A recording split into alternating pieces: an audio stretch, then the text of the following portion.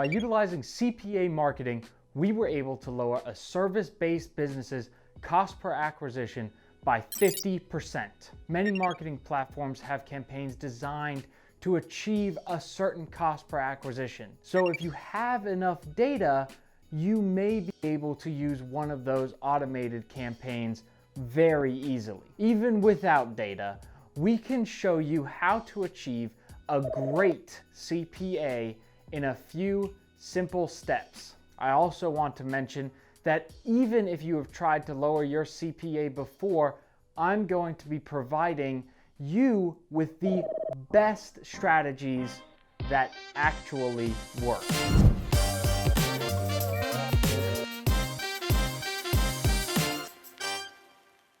I'm Cargill Hutt, one of the consultants here at LYFE Marketing, and I help small businesses like yours every day. By changing a simple bidding setting on a Google ad campaign for a local service-based business, we were able to lower CPA by 53%. By developing and implementing a marketing funnel, we were able to lower an e-commerce brand's CPA by more than 70%. This video will teach you what CPA means and how to best integrate CPA strategies into your overall marketing strategy using some best practices that LYFE has developed. So let's dive in with a definition. What is CPA marketing? CPA is cost per acquisition, or how much it costs to get someone to complete a conversion event on your website. Now, this could be a lead form, a phone call, or purchase. CPA marketing is utilizing your cost per acquisition metric as the main KPI. That's a key performance indicator, or the main metric you're focused on. Using CPA marketing means you'll be optimizing your marketing around lowering that KPI, which in this case, again, is your cost per acquisition. Now, every business owner wants a good ROAS, or a return on ad spend, and a good ROI, which is a return on investment. Having a cost per acquisition lower than your product or service's cost is the goal of every business's marketing. Now, before I get into how to optimize your CPA and what it actually looks like, be sure to like this video and subscribe to our channel for more great content for small business owners. When attempting to lower your CPA, there are many factors that come into play. We'll be going through 3 of the most important tools, metrics, or strategies you can use to lower your CPA.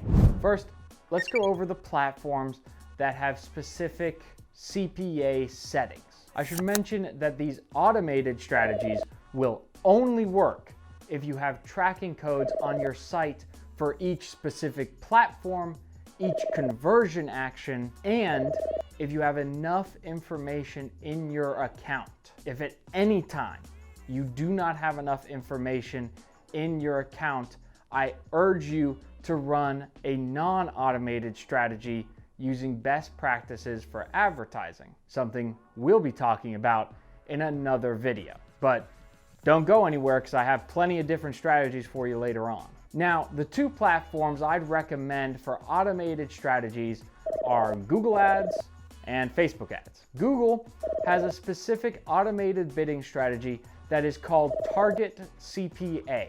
It works by pulling historical data from your account and various other algorithm data points to optimize your bid. It sets the bid low enough to attempt to reach your target CPA. Now, this is actually super important. So I'm gonna give you an example.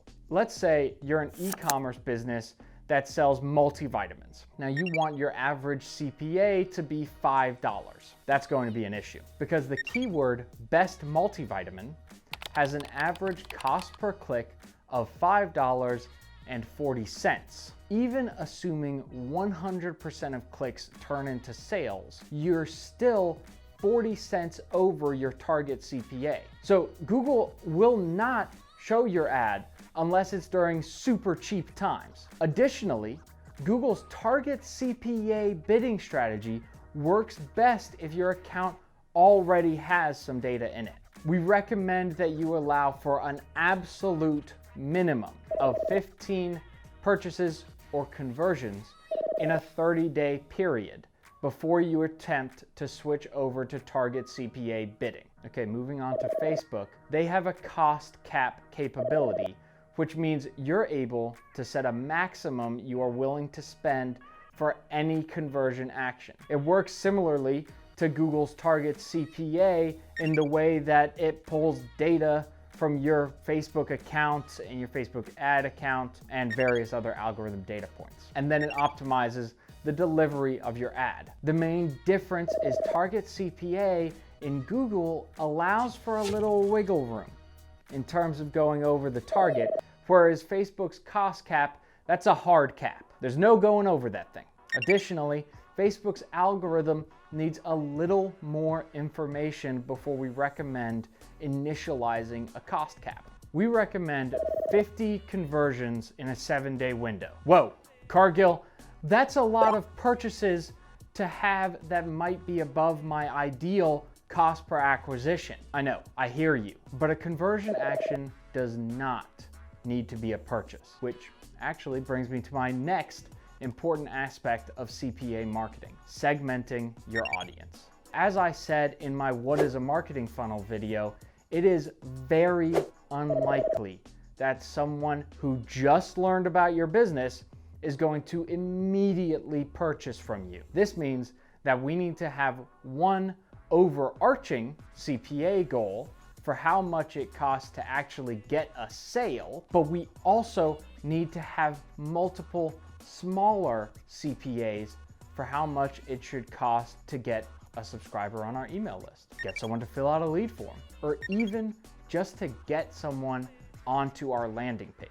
Each part of the customer journey can have a specific CPA associated with it. Naturally, none of the customer journey CPAs should be more expensive than your overarching CPA. In regards to advertising, you should break up your campaign or ad group structure into separate audiences, each with their own budget and their own target CPA. Now, it's also important to note here that CPA is a law of averages, and I feel we can't talk about CPA without mentioning conversion rate. Conversion rate is the percent of people who convert on your page. So conversion rate and CPA, they go hand in hand. Now, this is really important, so I want to give you an example again. Let's say I'm a photography studio and I send a Facebook traffic campaign to my website. I get 100 people onto my site. 10 of those people sign up for my email list. My conversion rate is 10%. I'm $30 in for 10 email subscribers. This means my cost per email subscriber, or in this case, my cost per acquisition, is $3 for this section of the customer journey. I can now develop a strategy for how much I need to spend to reach my goal of, let's say, 100 email subscribers. I need to get 1,000 people onto my site because my conversion rate is 10%. Now that should cost me around $300 because I already know what my cost per landing page view is. So boom, I know how much I have to use by knowing my CPA and conversion rate. If at any point you do not have your conversion rate or your CPA, you can figure one out by using the other. Segmenting your audience and using these automated strategies is great. But what happens when the automations go wrong?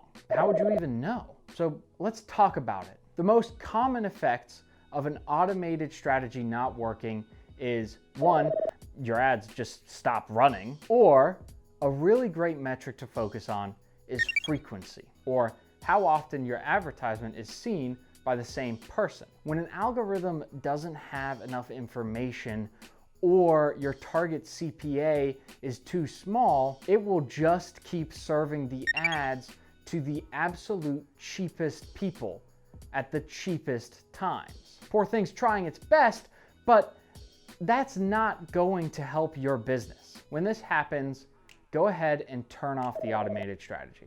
It's not helping you. And review your metrics from when the campaign was performing well. What was your conversion rate? Does that match with the CPA you entered into the automation? Keep in mind that these automations are computers. They're not miracle workers. If your CPA before the automation was $15 and you asked it to make the target CPA or cost cap at $4, that's just unrealistic. Additionally, did you have enough data in the campaign? It's entirely possible that you did have enough information in the campaign and that you set a realistic CPA. But the automation was still underserving your ads, or it was giving you too high of a frequency. If that's the case, then I would still recommend turning off the automated bidding strategy and optimizing the ads by removing higher cost locations, or if you're running multiple ads to split test them,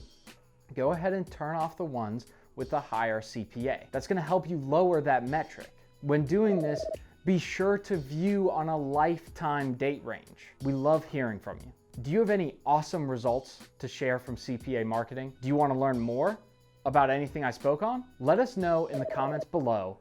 And as always, be sure to like this video and subscribe to our channel to stay up to date on all of our awesome content. In summary, CPA marketing is an excellent tool to keep your margin and revenue up when it's used correctly. All you have to do is use the automated strategies when applicable and appropriate, segment your audience types by customer journey, develop CPAs for each part of the customer journey, develop an overarching CPA, and keep an eye on that frequency. If you do all of that, CPA marketing will help you lower your cost per acquisition. I hope you found this video valuable, and I look forward to seeing you all on the next one.